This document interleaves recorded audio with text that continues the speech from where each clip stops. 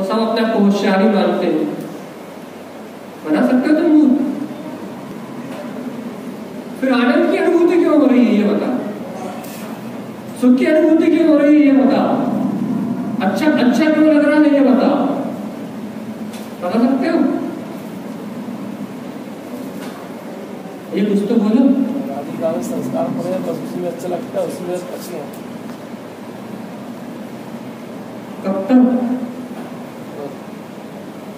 कब तक ये बताओ, क्या तुम वो मायाचारी से नहीं जी सकते?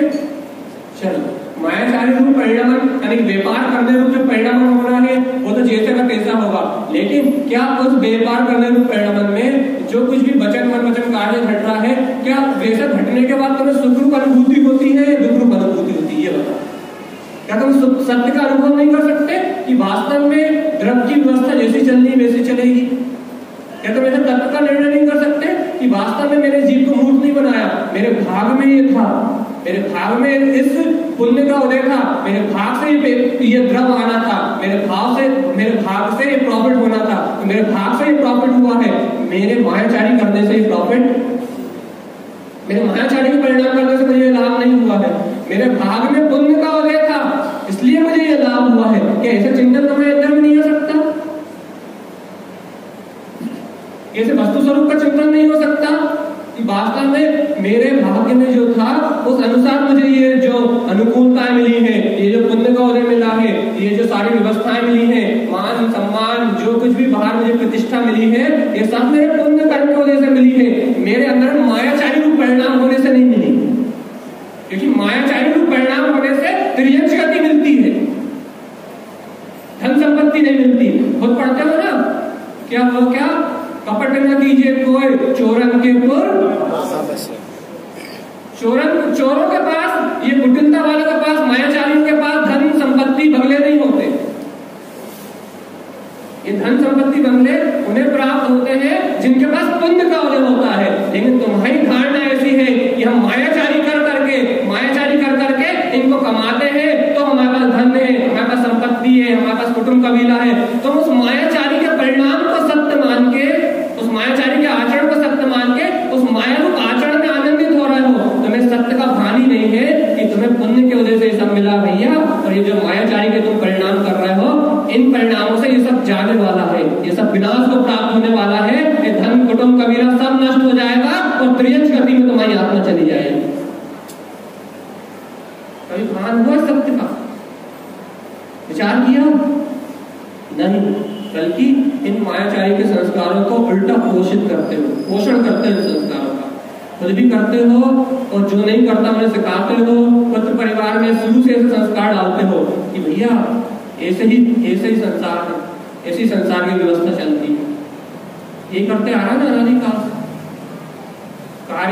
कृत्य भी वही कर रहे हो, कार्य भी वही घट रहा है तुम्हारे जीवन में, और खुद भी अनुमोदना भी वही कर रहा था। दूसरों से भी वैसे ही आचरण की अपेक्षा कर रहा है, दूसरों में भी वैसे ही मायाचारी रूप आचरण देखना चाहते हो। कब तक आर्जव धर्म को प्रकट कर दो चेतन? क्योंकि मैंने अभी कहा था, आर्जव धर्म अर्थात संसार की सरणी का छूट जाना। और जब तक जीव के अंदर में मायाचारी रूपी आचरण है तो संसार की सरणी को छोड़ने की बात तो दूर, वो तो संसार की सरणी को बढ़ाने की बात कर रहा है, संसार की शरण में रहने की बात कर रहा है। कुटिलता, बेमानुषता, ये जो परिणाम है ना मायाचारी रूप, इनको और वृद्धिगत करने की बात कर रहा है।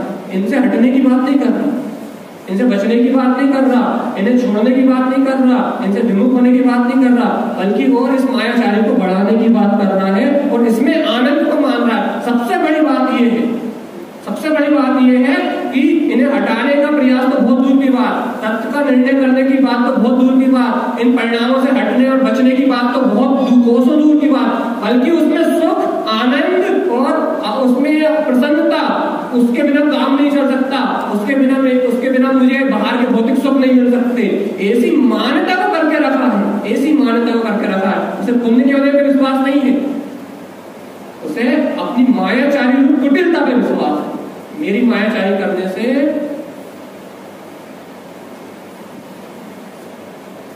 भैया सिर्फ ये बात जेंट्सों की दुकान के लिए नहीं है, महिलाओं के चौके महिला पर्याय ही मायाचारी का पिंड है। वो जितनी मायाचारी होती है उतनी मायाचारी और कहीं नहीं होती। ऐसे मैं इधर उधर मत देखो, अपने घर में देख लो। ये तो वो इधर देख रहे हैं सब लोग, दुकान चल रही थी ना।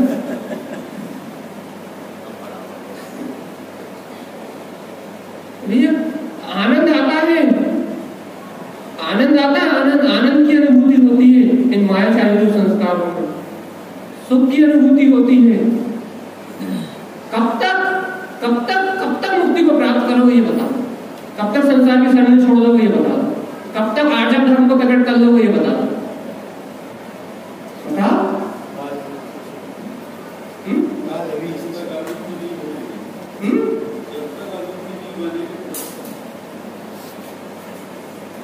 इसलिए तो कहते हैं भैया जैन परमात्मा की वाणी सुनो, जिन वाणी का श्रवण करो।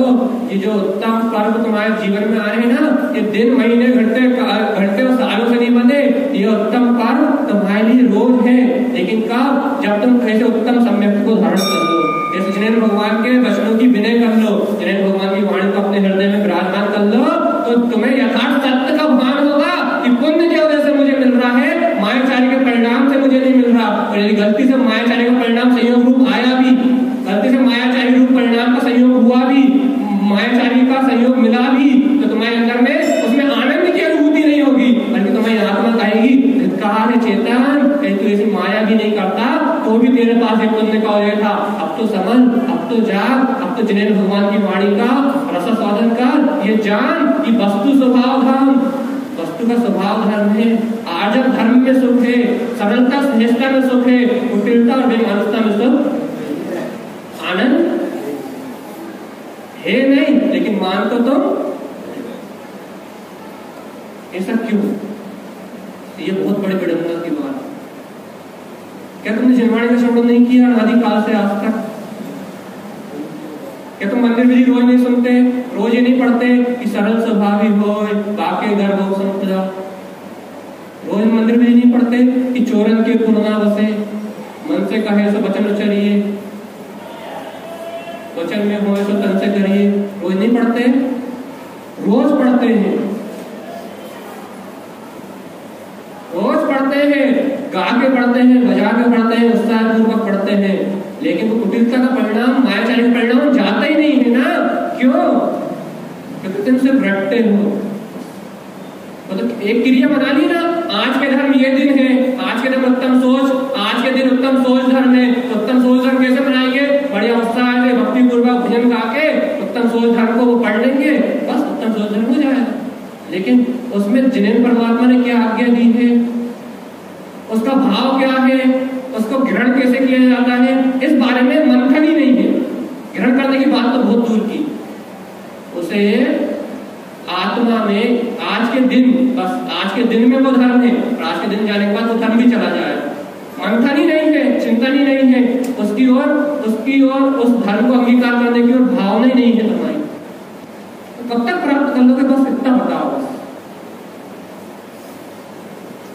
कब तक इस मायाचारी के परिणाम में सुख मानोगे? तो कब तक इस माया में उलझे रहोगे चेतन? ये माया करके, इस मायाचारी के परिणाम को करके तू किसी और को नहीं चल रहा।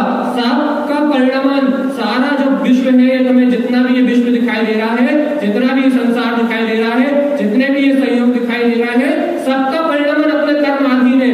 सब अपने अपने पुण्य से सुखी है, मतलब सुख रूप, मतलब भोग रूप, भोग रूप जितनी संपत्ति है, धन है, वैभव है, जितना भी तुम्हें नाम है, प्रतिष्ठा है, मान है, अपमान है, पुत्र है, परिवार है, कुटुंब है, कबीला है, ये सब पुण्य के वजह से मिला है। और पाप का एक झटका आएगा और ये सब जैसे का तैसा तहस नहस हो जाएगा।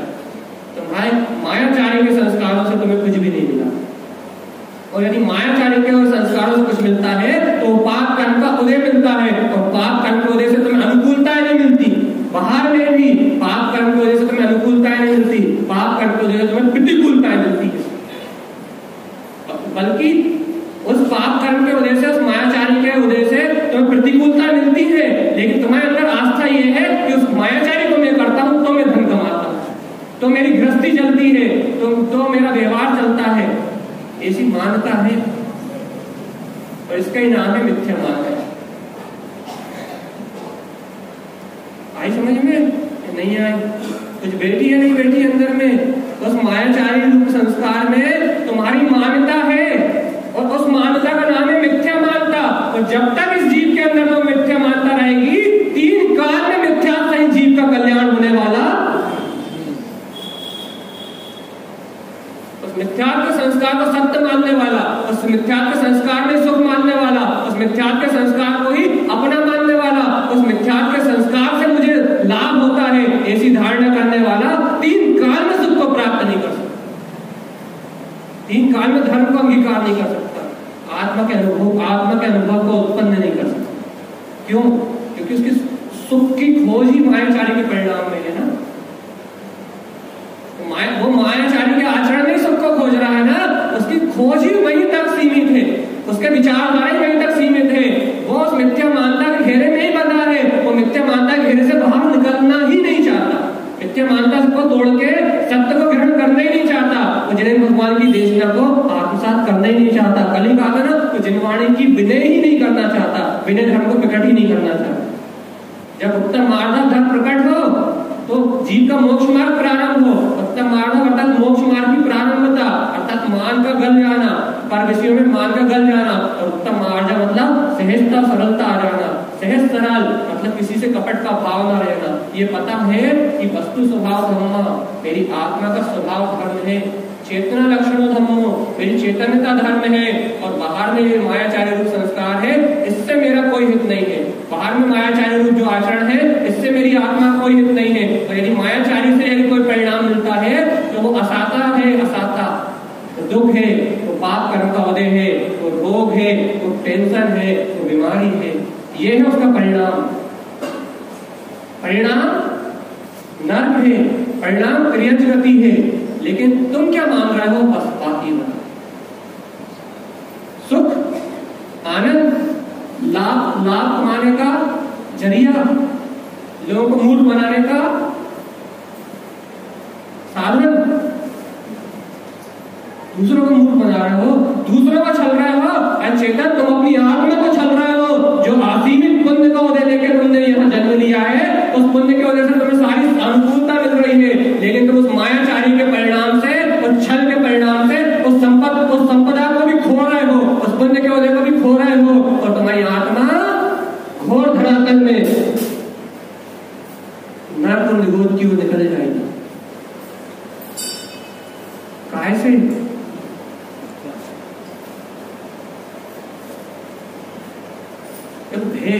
देखो अंदर में वो गिलानी भी नहीं हो रही, अंदर में वो पश्चाताप भी नहीं हो रहा, अंदर में ऐसा भी नहीं लग रहा, आत्मा में ऐसी छटपटी भी नहीं हो रही कि हे प्रभु, हे भगवान, हे जिनेन्द्र परमात्मा, वास्तव में सब कुछ जब पुण्य पाप के उदय से मिल रहा है तो ये कैसी मूर्खता है मेरी, ये कैसी अज्ञानता है, ये कैसा मायाचारी का परिणाम है, ये कैसी दूसरे को छलने की भावना है। हे प्रभु, अनादिकाल से दूसरे को छलने की भावना को मैं करता रहा, लेकिन आज मुझे पता लगा कि किसी दूसरे को नहीं छल रहा था, क्योंकि बाकी सब तो अपने कर्माधीन थे, बाकी सबका परिणाम तो अपने कर्माधीन था अनादिकाल से।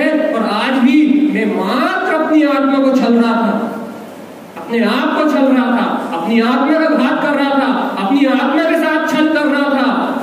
ऐसा तुम्हें भाव भी नहीं आ रहा चेतन, ऐसी तुम्हें अंदर आत्मा से गिलानी भी नहीं हो रही कि प्रभु, इस मायाचारी के परिणाम से मैंने किसी दूसरे का अहित नहीं किया, इस मायाचारी के परिणाम से मैंने अपनी आत्मा को ही छला है, अपने ही दुखों का गड्ढा खोदा है,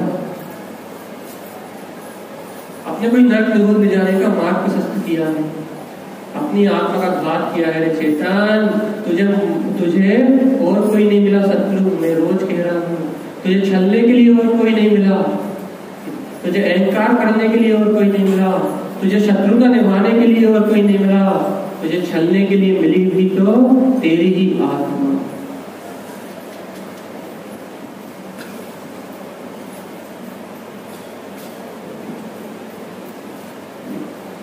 तुझे घात करने भी मिला तो अपनी आत्मा का, तुझे दुश्मनी निभाने मिली तो अपनी आत्मा से, देख कितना कितना पुण्य का उदय है तेरा, कितना पुण्य का उदय है कि आज तेरे पास धन है, संपत्ति है, दुकान है, मकान है, स्त्री पुत्र परिवार कुटुंब कबीला, उत्तम जाति उत्तम कुल, जिन्हें भगवान की शुद्ध देखना चाहे तो जब चाहे जब ग्रहण कर सकता है। कितना अतिशयकारी वैभव है तेरे पास आज इस मनुष्य पर्याय में कि सब कुछ पुण्य की वजह से तुझे प्राप्त है, सब पुण्य की वजह से तुझे प्राप्त है।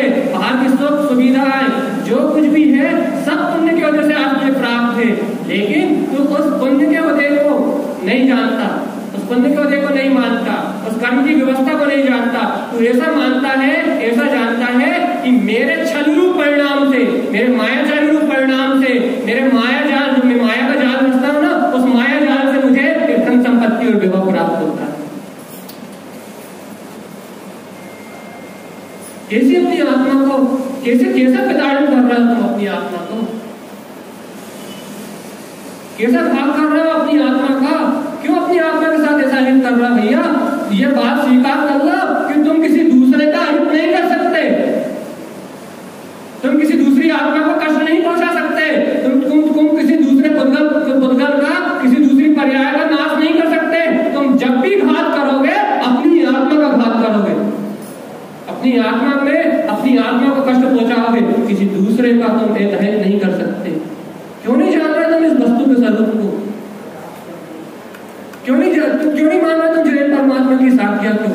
क्यों नहीं स्वीकार कर रहे तुम इस आर्य धर्म को कि भैया सहज और सरलता अर्थात मैं आत्मा चैतन्य में हूं,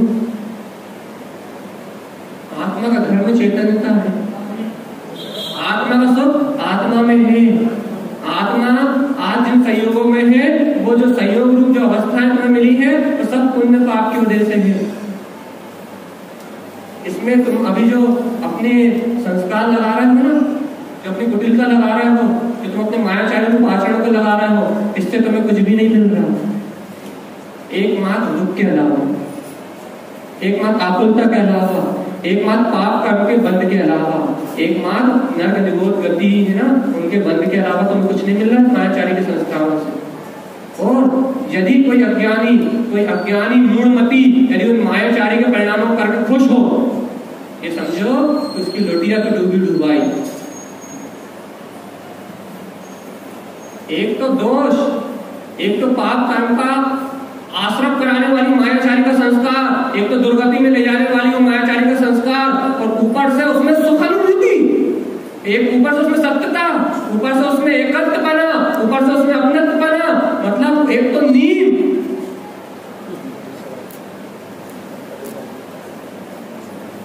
क्या करोगे भैया, क्या करोगे, कैसे करोगे, कैसे निकलोगे इस चतुर्गति संसार से, कैसे होगे भयग्रस्त संसार से मुक्त, कैसे मिलेगी भय से मुक्ति, कैसे छूटोगे भय रूप आचरण से, कैसे छूटोगे इस मायाचारी के संस्कार से?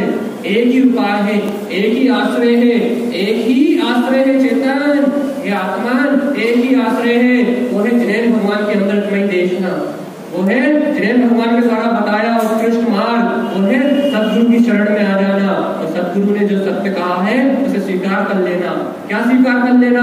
भैया ये बाहर की व्यवस्था पुण्य और पाप के अधीन चलती है, और ये मायाचारी रूप कुटिलता के परिणाम से मेरी आत्मा का हित नहीं, मैं किसी दूसरे को नहीं छल रहा, मैं किसी दूसरे के साथ छलावा नहीं कर रहा, इस मायाचारी रूप कुटिलता रूप परिणाम से मैं अपनी आत्मा को छल के अनंत दुखों की ओर अर्थात त्रियंचगति देखे तुम, त्रियंचगति के दुख देखते अपने सामने आवारा कुत्तों को घूमते हुए, ठंडी गर्मी बरसात, जिसके घर के सामने जाते वही रात मार के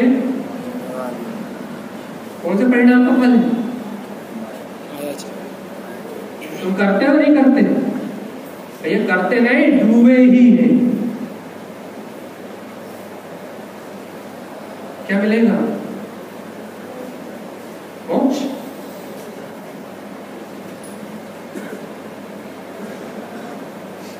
कहां क्या मिलेगा? सुख।